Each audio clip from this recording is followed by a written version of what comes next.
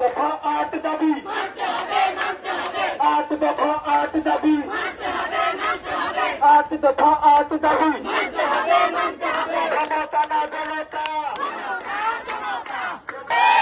দাবি 6, ডিপ্লোমা কৃষি ভিত্তিক বেসরকারি চাকরির ক্ষেত্রে শিক্ষা না অধিকার, দেওয়া না অধিকার। কর্মচারী হিসেবে গ্রেজুয়েট করে প্রজ্ঞাপন জারি করতে হবে। প্রতি বছর নিয়োগের ধারাবাহিকতা বজায় রাখতে হবে। দাবি 3, কৃষিতে মাঠ সংযুক্তি ভাতা প্রদান করতে হবে। দাবি 8,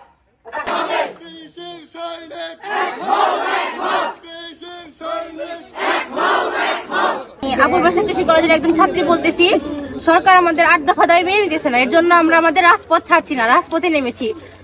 যে পর্যন্ত আমাদের 8 দফা দাবি মেনে না নিবে সেই পর্যন্ত আমরা আমাদের পরীক্ষা ক্লাস সব বর্জন করব। আর সারা বাংলাদেশে কৃষি ডিপ্লোমারা বৈষম্যের শিকার হইতেছে। যতদিন পর্যন্ত নাই বৈষম্য দূর হচ্ছে ততদিন পর্যন্ত আমরা রাজপথ ছাড়বো না। আমরা একটি বৈষম্যহীন রাষ্ট্র গড়তে চাই। বৈষম্যহীন রাষ্ট্র গড়তে হলে আমাদেরকে কৃষি সেক্টরে কোনো প্রকারের বৈষম্য রাখা যাবে না, এবং কৃষি সেক্টরের অন্যতম অংশ হচ্ছে কৃষি ডিপ্লোমা। আমরা দেখতে পাচ্ছি বর্তমানে সকল সেক্টর থেকে বিভিন্ন ধরনের দাবি দেওয়া নিয়ে যাচ্ছে।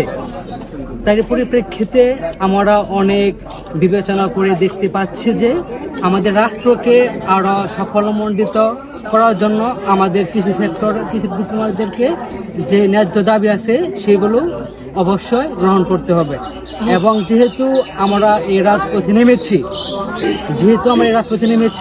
আমাদের সকল প্রকার বৈষম্যহীন এবং সকল প্রকার দাবি মেনে না আগ পর্যন্ত আমরা আমাদের এই সংগ্রাম আন্দোলন চলে যাব ইনশাআল্লাহ। এবং আমি সরকারকে স্পষ্টভাবে বলে দিতে চাই, এই বৈষম্যহীন রাষ্ট্র গড়তে হলে কৃষি ডিপ্লোমাদের সাথে কোনো প্রকারে বৈষম্য করা যাবে না এবং যাবে না। বিনয়ী হয়ে সদয় হয়ে আমাদের সকল প্রকার দাবি মেনে নিন। যদি আপনারা আমাদের এই দাবি মেনে না নেন তাহলে আপনারা আগে দেখেছেন জুলাই গণঅভ্যুত্থান কি হয়েছিল। আমরা কিন্তু সেই আন্দোলনে অংশগ্রহণ করেছিলাম। আপনাদের উপর আমাদের বিনীত আবেদন, আপনারা অতি দ্রুত আমাদের এই দাবিগুলো মেনে নিয়ে আমাদের এই আন্দোলনকে সফলমণ্ডিত করুন।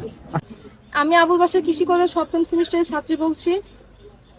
আমার নাম ঐশী। তো আমরা এই যে 8 দফা যে 8 দাবি করতেছি যে কৃষি ডিপ্লোমাতে, আমাদের এই 8 দফা 8 দাবি যদি সরকার মেনে নেয় তাহলে আমরা এই ক্লাস পরীক্ষা বর্জন করব, ক্লাস পরীক্ষা চলবে না, আর সে পর্যন্ত আমরা রাজপথ ছাড়বো না।